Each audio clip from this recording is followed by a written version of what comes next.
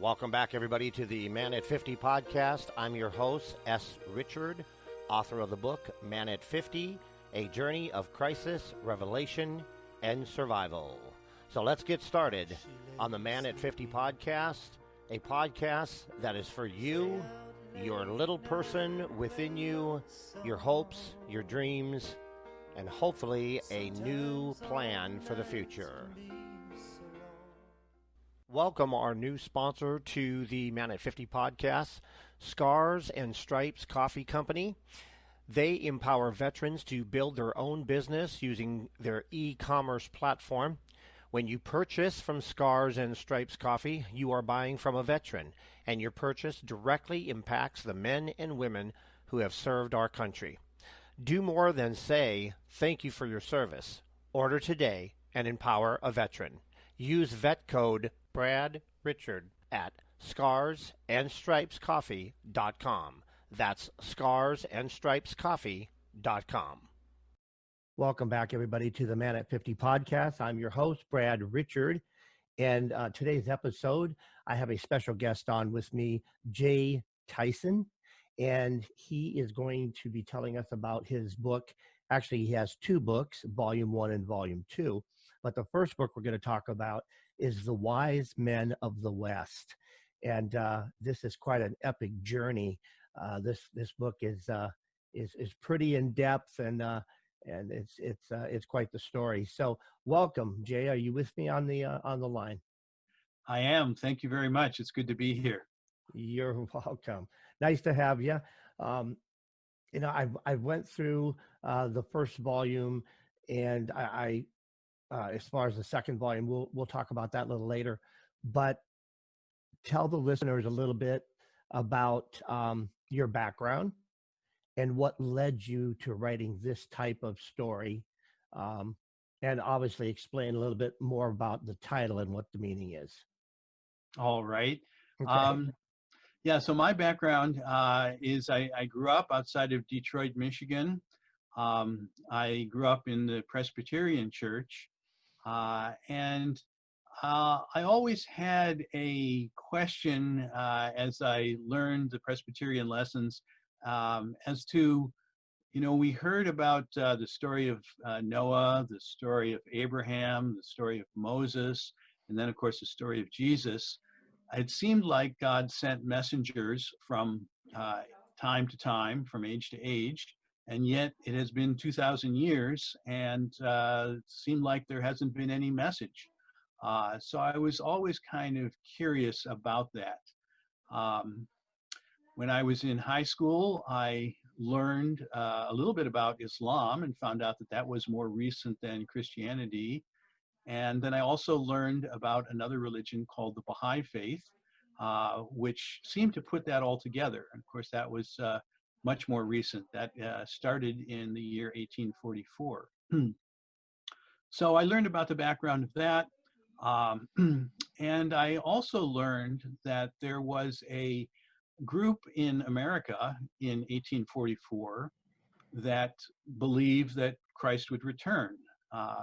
You may be aware of the Mormons. They began approximately at that time in the 1830s and the early 1840s.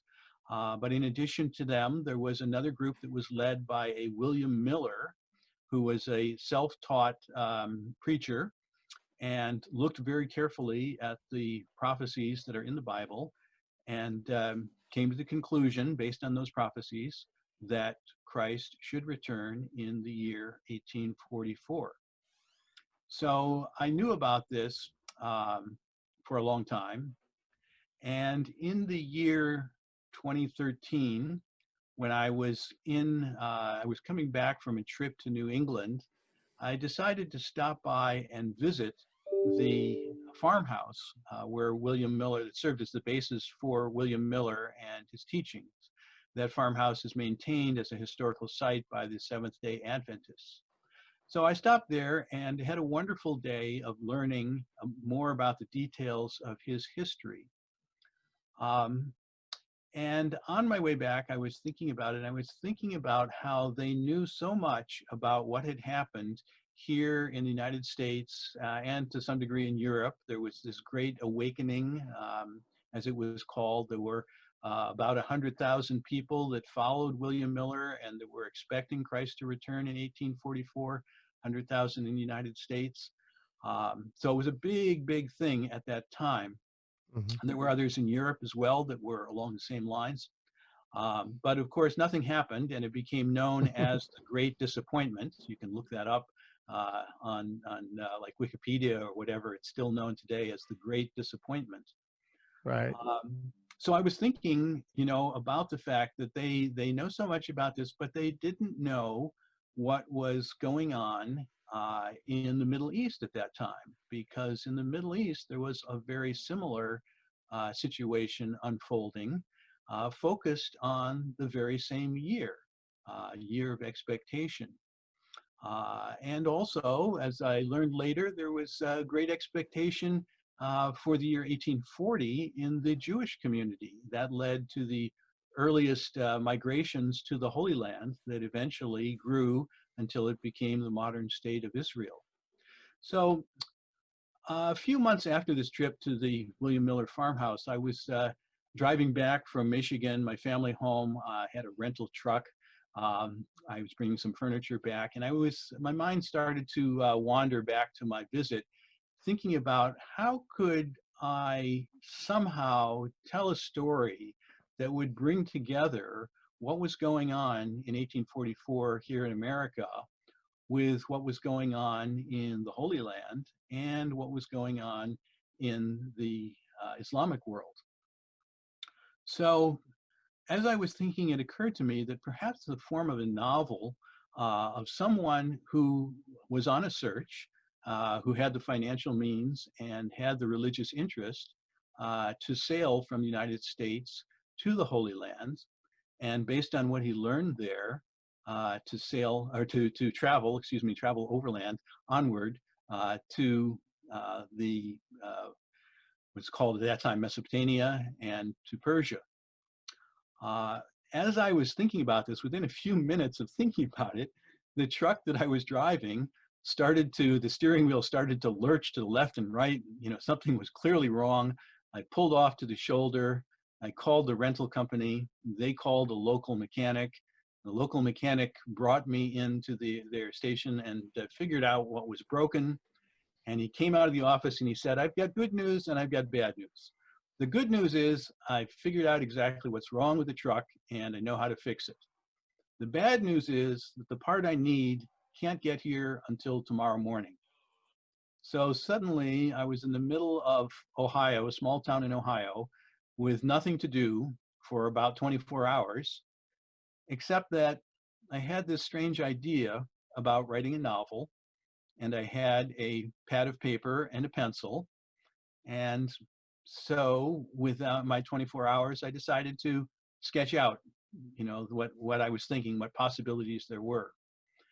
So that was 2013. And it's been a lot of research and a lot of writing. I bet. But in 2019, I wrapped it up. And I was very fortunate and able to find a publisher. So the first volume was published in November of last year, and the second volume we published in April of this year. So it's now out, The Wise Men of the West, A Search for the Promised One in the Latter Days. Wow. And that was quite the intro. That was a great intro.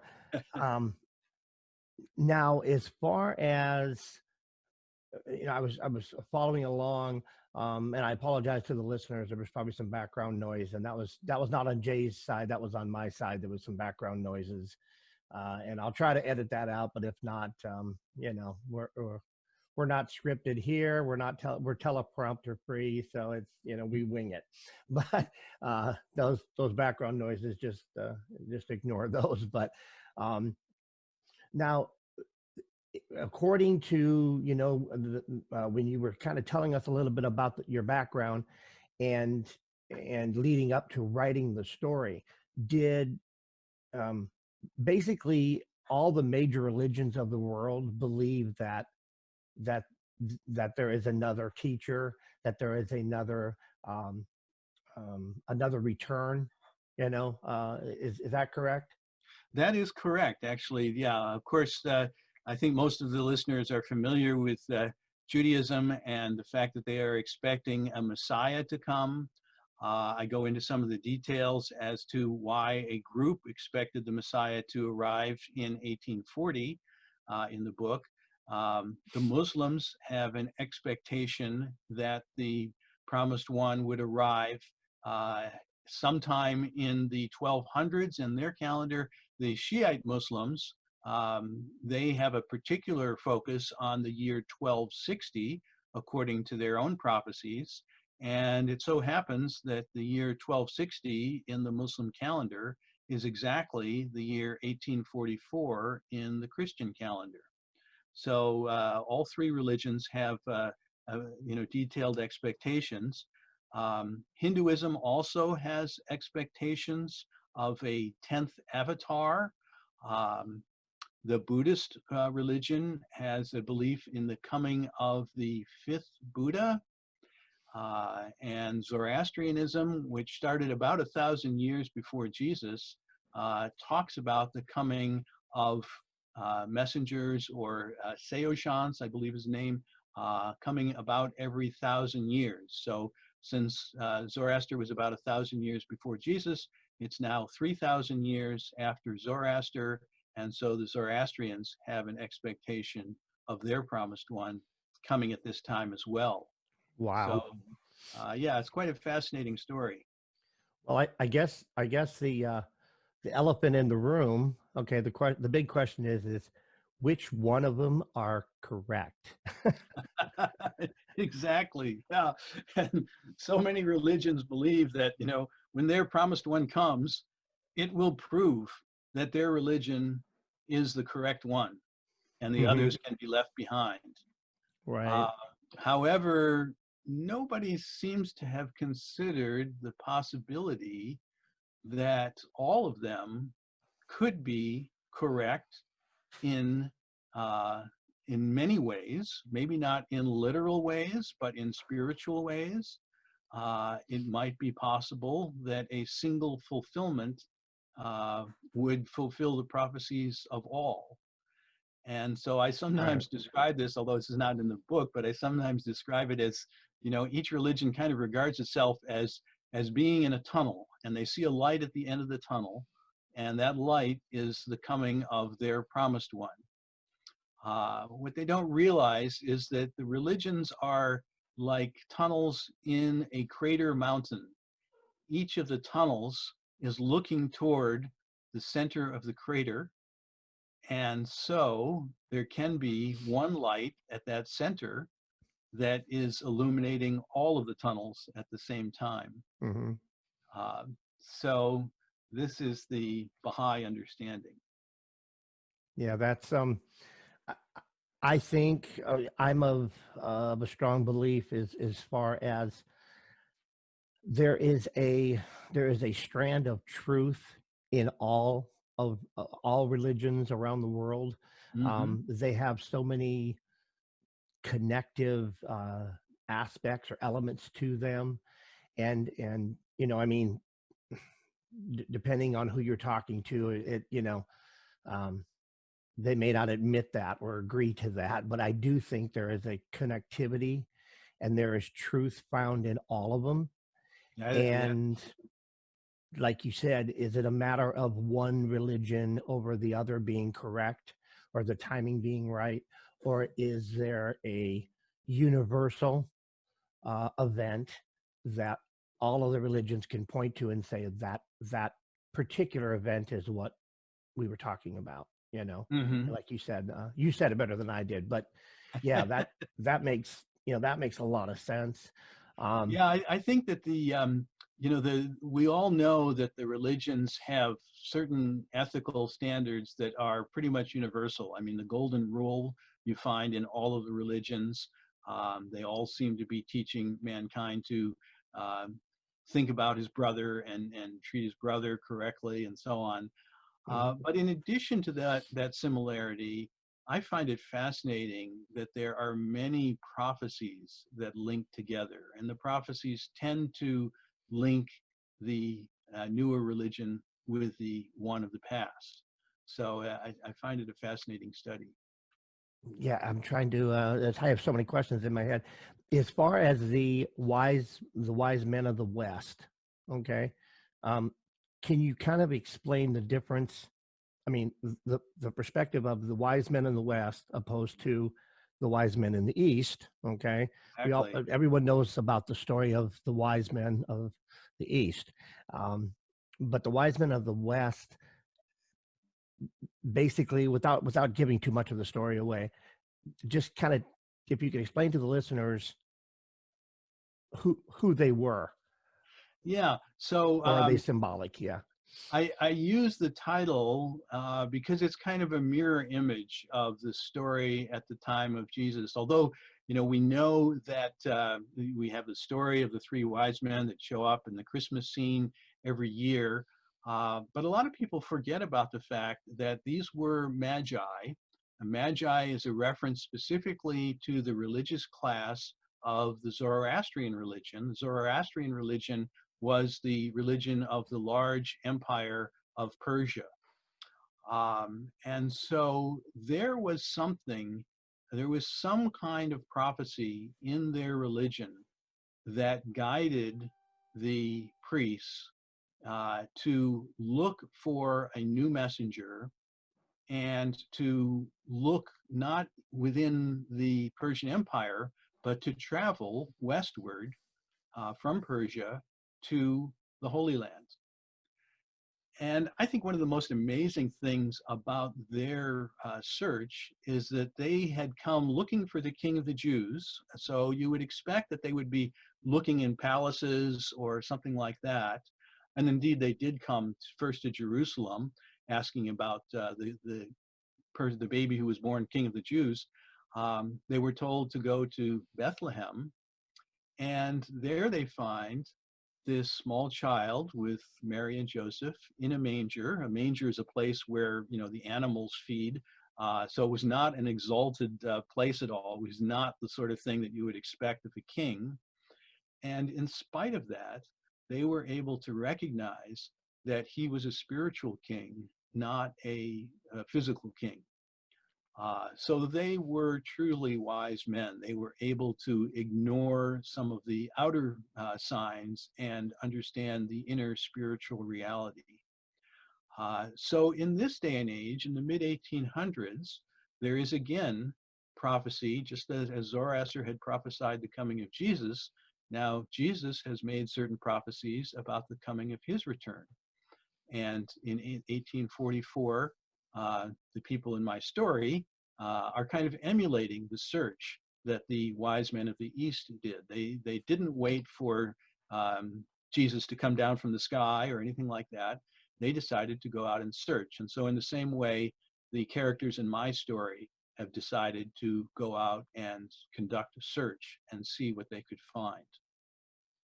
So that's why it is called the Wise Men of the West, a kind of a mirror image of the Wise Men of the East story from the Bible, except set in the 1840s.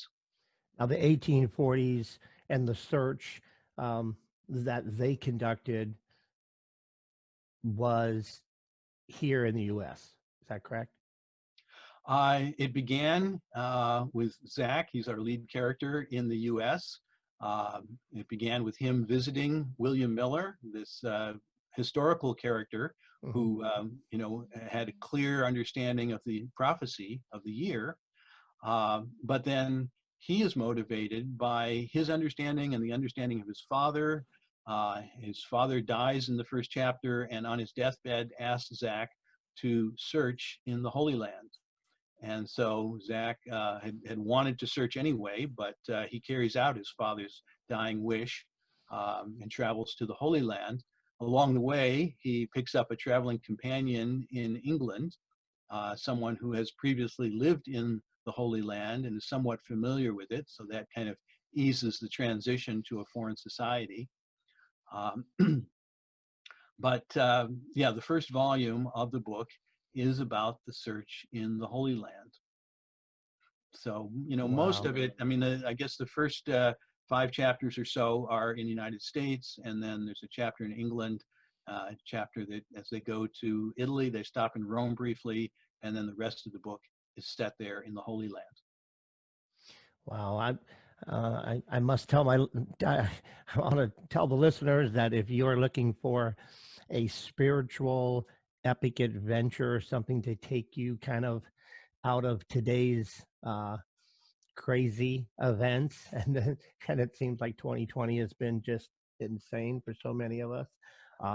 This would be a great, um, like a Kelgon take me away moment to kind of get you out of out of what is going on around us, and it sounds like it would just kind of take you and put you in a whole different world, a different mindset and different perspective. So yes, I would encourage the listeners, you really need to pick up a copy of both volume 1 and 2 of the wise men of the West is the title of both volumes 1 and 2. And we're going to take a short break, but we've been talking with author Jay Tyson, and he is the author of both of those books. And we are going to be right back after a short break, and we will talk a little further with Jay Tyson about his books, maybe get in a little deeper into them if that's possible. And we'll try to get up, just a little more information. The books sound fascinating and really intriguing, so we definitely want to delve a little deeper into them when we come back. We'll be right back, folks, after a short break.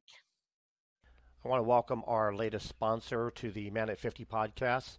The company's name is Pure Green, and they are one of the fastest growing juice and smoothie bar franchises in the U.S. They are taking on health straight on with some fantastic, healthy, delicious products. So I would encourage you to check them out at puregreen.com. That's puregreen.com. And I am very happy to be associated with the Pure Green family, and very happy that they are a sponsor of the show. Have you heard about Anchor? It's the easiest way to make a podcast. Let me explain. First of all, it's free. They have great creation tools that allow you to record and edit your podcast right from your phone or your computer. Anchor will distribute your podcast for you, and it can be heard on Spotify, Apple Podcast, and many, many more. You can make money from your podcast with no minimum listenership. It's everything you'll need to make a podcast in one place. Check them out and download the free Anchor app, or go to anchor.fm to get started. That's anchor.fm to get started.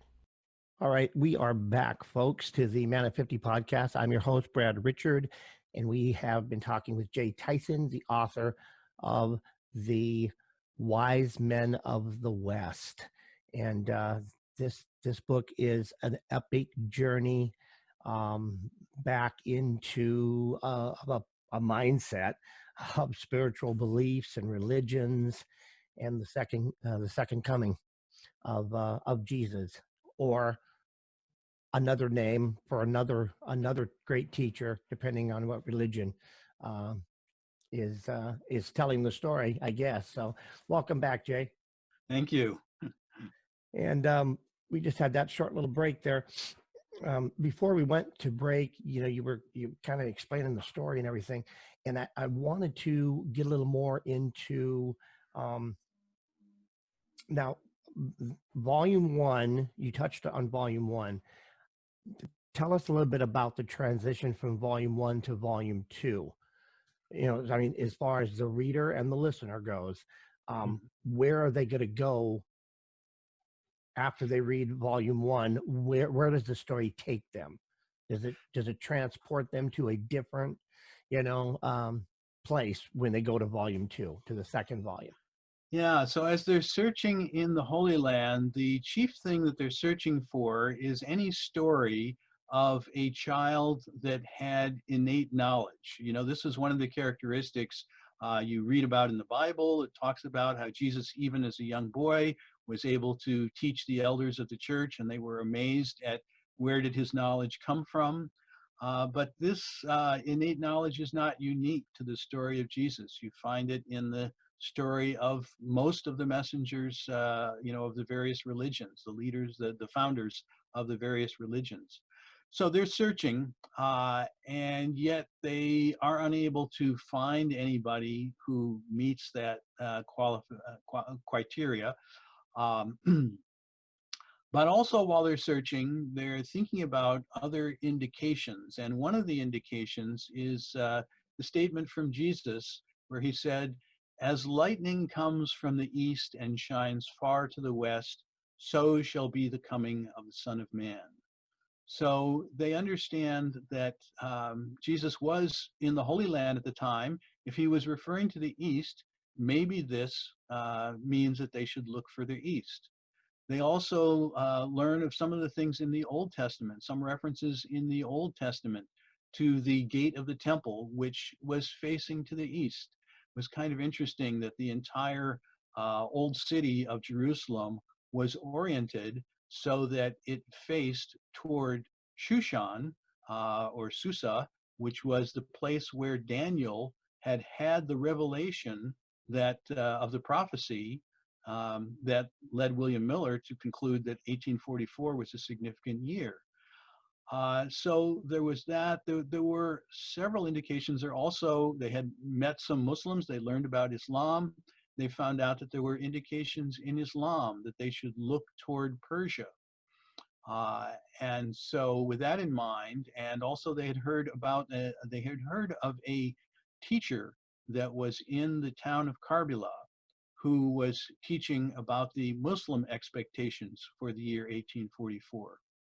So with all those things in mind, they make the decision to push their search eastward and head off to first to Karbala to see what they can find there.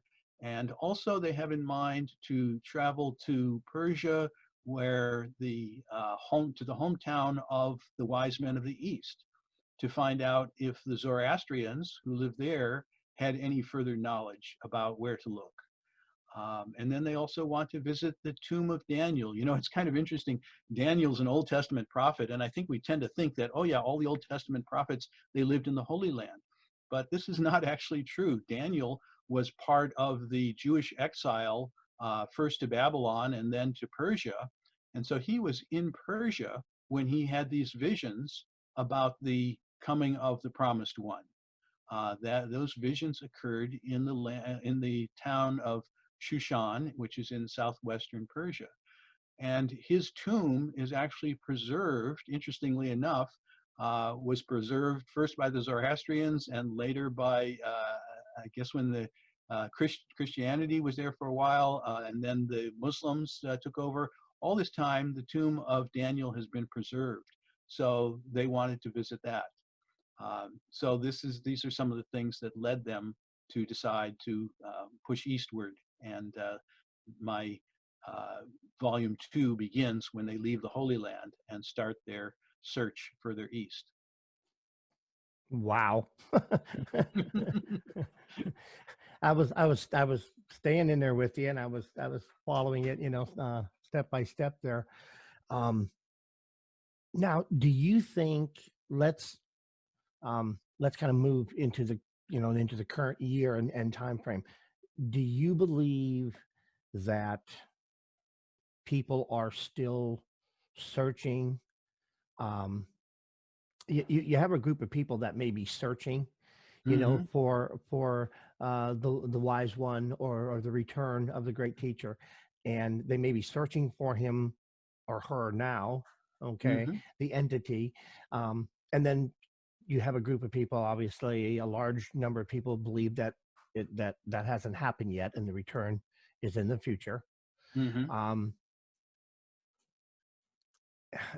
it's so interesting and so complex when you think about it from an aspect of multiple religions and multiple expectations. Mm-hmm. From your perspective, with the research that you did and the writing of this story, even though it is a novel and it is fiction, correct? Yeah, it's a historic fiction. For those who aren't Yeah. familiar with the term, I cite the movie Titanic. Lots of people have seen Titanic. You have the story of Jack and Rose, who are fictional characters, but the whole story of the ship is real history. So you kind of Right. are setting fictional characters on top of real history. So you can kind of, it gives you, I think, a front row seat on history when you can be there, move through it from the perspective of fictional characters. Mm-hmm. So, As far as I think this topic is an important one, um, based on the things that we've seen, going on around the world. yeah, 2020 has been rough for the United States, but it's also been rough for other countries and absolutely. people. People from many different religions and around the world have experienced, these serious changes. Um, do you think this is a precursor to a return of a spiritually enlightened teacher? I'll put it that way. Well, yeah, just to respond to a lot of things you mentioned, there is a sense, especially among the Christian and Jewish community, that we are living in the latter days. And the reason for that is that there are prophecies going as far back as Moses that talk about the latter days, and they describe it as a time that there would be a time when the Jewish people would be banished from the Holy Land and scattered to all nations around the world. And then there would be a later time when they would be gathered together again in the Holy Land. So this is probably the most prominent theme of prophecy in the Old Testament. And it seemed impossible in the early 1800s to think about how the Jewish people could have a nation of their own in the Holy Land. And yet, this number of miraculous things just kind of fell into place. And more people started to migrate to the Holy Land. In 1918, the British took over the Holy Land from the Islamic Ottoman Empire. So for the first time in centuries, it was held by a non-Muslim country. And then 30 years after that, approximately 30 years later, the United Nations awarded the land to create a modern state of Israel. So against all kinds of odds, this thing happened. And it is constantly associated with the coming of the Messiah, or in Christian terms, the return of Jesus. So there have been lots and lots of Christian groups who said, we expect Jesus because the Jewish people have returned to the Holy Land. It's very clear. And this expectation has been going on since the 1840s.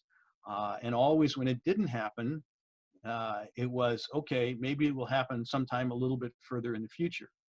The expectation rose particularly when the State of Israel was formed. And then some people said, well, it should happen within a generation of the State of Israel. So that's either 30 or 40 years from 1948. So that would push it to 1988 at the latest. And we've moved past that now. And so this idea that Christ should come down from the sky is beginning to wear a little bit thin in some circles. Mm-hmm. People are beginning to say, maybe we should think about other interpretations. So that's kind of what my book explores. It says, instead of, when there was the Great Disappointment in 1844, instead of looking toward the future, maybe we should have gone out and looked elsewhere geographically to find out what else was going on in the world. And that, of course, was extremely difficult in the 1840s when people hardly knew anything about other religions. But since that time, it's become much more easy since we have access to all kinds of information now. Mm-hmm. Yeah, you have to wonder, I'm sure millions have. It's like, what's he waiting for? It's kind of like this. It's kind of like he's psyching everybody out. Like, just kidding, not now. And so, I mean, and I kind of look at it like I don't know. I don't know if the return is something that was literal, or if it was something that was symbolic, or that it has a double meaning or a triple meaning. Mhm. Um, it depends on your perspective and um, on your beliefs and on your mind, and how you think and how you look at situations differently. Um, Yeah, one way that I look at this is to look at the example of the coming of the Messiah the first time. That is when Jesus arrived. When Jesus arrived 2,000 years ago, the Jewish people were expecting an all-conquering leader who would overthrow Rome and scatter the Roman forces and allow them to live triumphantly. mhm. Uh, and of course, here comes this guy who's the son of a carpenter, and he's not wealthy, and certainly, he's got a few followers, but they have no military power whatsoever. And they're saying, how can this be the Messiah? And yet, there were a few that were spiritually attuned that said that it's the spiritual reality that's important. It's not the physical reality. And lo and behold, even though he's crucified, his teaching spread. And after 300 years, it overthrows the Roman Empire. I mean, it's really remarkable when you think about it that this empire of polytheism, the Roman Empire, suddenly became monotheistic, starting with Constantine when he became Christian. I mean, there were obviously there were other there was a small percentage of people who were Christian by the year that Constantine became Christian himself. I think that was 313 AD. But, in the long run, yes, the spiritual comes with a huge amount of power. But if people are looking only at the material level, they can ignore this and they miss it. So I'm thinking that in the same way, the return of Christ can happen today, could have happened in the past, and so that's what the book is about. Well, and yeah, and the book sounds fascinating, and like I said, it sounds like I mean, it's an epic journey, and having fictitious characters um, walk on the landscape of actual real history. It kind of, it puts both of them into perspective and puts them together in a story. So um, it's kind of like Lord of the Rings, similar. I mean, that's a made up land, um, but there was a lot of truth in the different leaders and the storyline of Lord of the Rings. I, Tolkien wrote that kind of. There were some factual elements to it, but it was also a made up world. So. And look at how popular that was. So Mm-hmm. I'm telling the listeners you need to get a copy of this book and get both volumes because I think you really enjoy the story. Something that I wanted to throw out, and just kind of send it to you and see what your reaction is. Um, what if the second coming or the return, what if it's as simple as the world's people becoming becoming the message, becoming um, godlike, Christ-like, and we as a world population accept one another, love one another, stop killing one another, et cetera, et cetera. Um, could that be the actual coming, or the return, or the second coming of Christ, or a great teacher? Could it simply be us getting our act together as people from around the world? Maybe it's not waiting for him, to return. Maybe it's waiting for the world to step up? Well, there's certainly an element of that, and certainly as our systems of communication and transportation have expanded, we get more exposure to the various peoples of the world. We're in constant contact. I mean, I thought we were in a lot of contact in the 1990s, and then came the internet, and now social media and all the connection.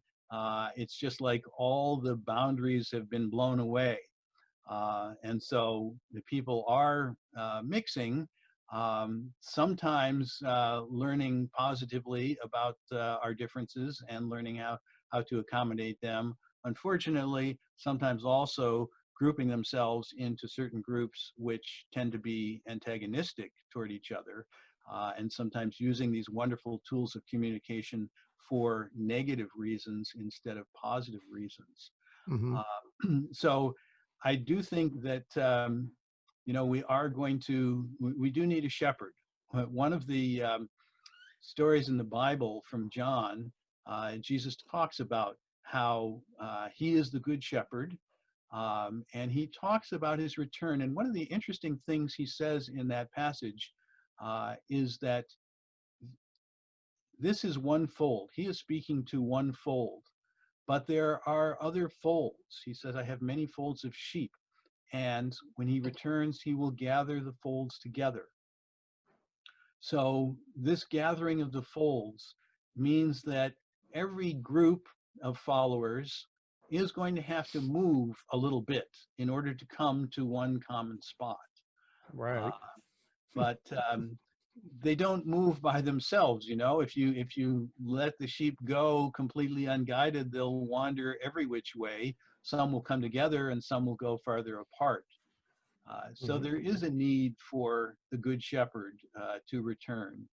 And indeed, one of the statements that we have from the Old Testament is that the Messiah, the promised one, will be called Wonderful Counselor, Mighty Lord, government shall be upon his shoulder. So it suggests that unlike Jesus taught lots of wonderful things about individual behavior. But as far as means of governing, he didn't provide very much. So the expectation is that when he returns, he will provide more about how we as humanity should govern ourselves. And so that's one thing that I've found here. That's very interesting.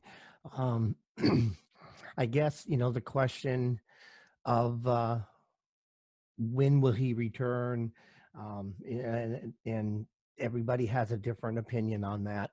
I know from what I've read and what I was taught growing up, we all have free will, and many people do good things with that free will, and many people do not. I know we're, as a country, we're very divided. As people, I think we're very divided. And, I've so many people and things I've read, people are saying, what is he waiting for? There couldn't be a better time for his return than now. I mean, look at the chaos, and I see this as a very large learning curve. I think that 2020 is a wake-up call for many people to reassess their beliefs, what's important to them, and how can they become more tolerant of other people's beliefs and behaviors. And I think I personally don't think that there's going to be a return until we either work it out amongst ourselves as people, or we don't, and it gets worse. You know, um, so I guess I think he's just kind of waiting to see what happens. It's like let's see if they can figure this out on their own, and if not, I'll have to go down there and take care of it. That type of thing. But we certainly acknowledge that it could get worse Mhm. before it gets better, and sometimes that's just the way people are. They're offered a message, they ignore it until the situation gets worse and worse, and only once it's gotten really bad do they start to pay attention. So that's certainly a possibility. It would be an unfortunate possibility.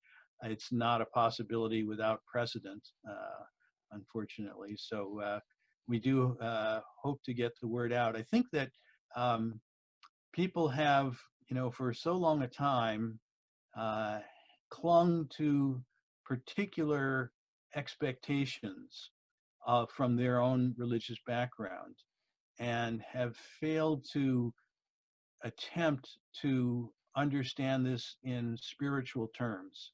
And Mhm. sometimes I like to say that the problem is not that the return of Christ is viewed as such a big thing. The problem is that it's viewed as something that's too small. And when I say too small, what I mean by that is that most Christians will view the return of Christ as something that is for Christians. Whereas in reality, the way that I see it is that it's got to be a return for people of all religion. Mhm. God doesn't just focus on one part of the world. We're all His creation. He's concerned about all of us. He's spoken to the ancestors of all of us in many different parts of the world. And so we need to open up to the bigger picture that the return could be a return for all rather than a return for just one particular religion. Mhm. That's a Yeah. challenging idea, um, Yeah, but that's a major hurdle. well, you'll find lots of details that flesh out that idea in my book. Mhm. Yeah, I would imagine so. It would kind of explore many different aspects of that point. It's funny for the Christians to have a perspective like that. Um, you know, the question, to that perspective is, so God only made the Christians. Well, who made everybody else? Right. It's it's like, I get it, that when Jesus comes back, he's only coming back to get the good Christians and take them take them with him, but if they believe in God being the Father and Jesus being the Son, then it's like, well, who made everybody else that aren't Christians? Obviously, everybody was made, by the same Father. So, Yeah, exactly. And yeah, I think that's this tough. is That's a tough it, question. it's implicit in the belief. If you believe in one God, then obviously there's only one creator. Hmm. And if there's only one creator, then He created everybody. And if He created everybody, then and He created us on the world that is so big that initially we couldn't be in touch with each other. So He had to provide guidance to each of these groups that were separated. And it's my belief that in addition to the historic founders of the great religions, God has spoken to the indigenous peoples of the world by sending messengers, and they have provided spiritual guidance for their peoples in times when writing was not available. So their stories weren't written down and preserved in detail the way the founders of the great religions were preserved in detail. But even though they weren't preserved in detail, there are oral traditions that explain the basic ethical principles of these different indigenous peoples. And you find a remarkable similarity, both in their ethical principles, but also in an anticipation of another messenger coming in the future. The Hmm. Native Americans have this, but it also exists among African tribes. Also exists in some respects, among Eastern or the people of the islands. So yeah, there's a lot there. God does pay attention to all His people, not just one segment. Yeah, I kind of perceive religions being similar to political parties. Um, I think they're just factions. I think they're just teams for people to get, to sign up on. Um, you know, I, I'm not sure, but I think in the Bible, in one of the versions, it's been rewritten, and there's so many versions of it, and that's another question: which one's correct? Who It's true. knows? Um, everyone has a different opinion on that. This is the right one, and this is no, this one is, and so it's another convoluted question. But um, you know, I think there's somewhere in the Bible, and I won't quote scripture because I don't know where it's located at. But as far as Jesus not believing in any one religion, but just believing in the message. Mhm. The message of the Father and the Son and his teachings. Um, Buddha had great teachings as well. Muhammad. There are other leaders that are out there, and the message is pretty much like you said earlier. It's the same message, Mhm. but yet we fight it and we don't get it. And I think it's It's more simplistic than we care to admit. Mhm. I think we make it more complicated, and I think we make it more of a struggle because we're in these groups, we're on these teams, we're the specific religions. My opinion, and I may lose listeners, over this, but my opinion is, I don't think there is one religion that is correct. Mhm. I mean, I don't there isn't and that goes for Christianity or any other religion that's out there. I don't think 100% um, is covered, and I don't think that anyone should um, 100% buy into any one particular religion, because the message is what they need to buy into, and that's the message is what they need to live. Yeah. um, Yeah. I um, would I would agree. I might phrase it that all religions are correct. That I see them as part of one continuous story. mhm, One religion that has many chapters. right. And when the messengers come, they come in different roles, which kind of explains why there are some differences. I think the one role of the messenger is to come as a doctor. A doctor, of course, first finds out about what's wrong with the patient, and then he prescribes what's needed according to the needs of that particular time and place. So, since the needs of the time and place vary, some of the message might vary. He comes also in the role of a teacher. A teacher of second graders might also teach 10th graders, but he's not going to teach the same thing. He's going to teach according to the capacity of his students. Hmm. So these messengers come and they know an infinite amount of things, but they only teach according to what the followers can understand. In fact, you're probably familiar with the verse from the Bible where Jesus says, I have many things to tell you, but you cannot bear them now. Right. However, when the Spirit of truth has come, he will guide you unto all truth. So this is a reference to the coming of the next messenger, when people would be able to understand more. So that's one, the fact that they come as a teacher, they come as a doctor, and then of course they're also the people that follow them that come as theologians and sometimes get stuck on a particular interpretation, and that Hmm. sometimes causes misunderstanding between the religions. Right. But I see them essentially, in essence, as all one when viewed from the proper perspective. Absolutely.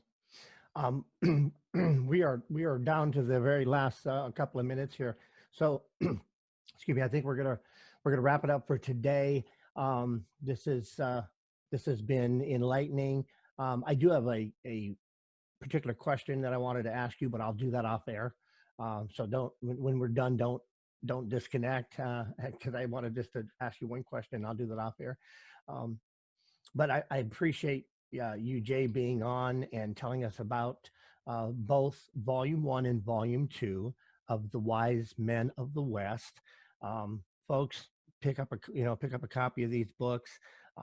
They are filled with insight, knowledge, entertainment, epic saga, adventure journey, and a lot of learning and understanding as well. So these books are very powerful. We have been talking with Jay Tyson. He is the author of these great books that I'm talking of, and so definitely pick them up.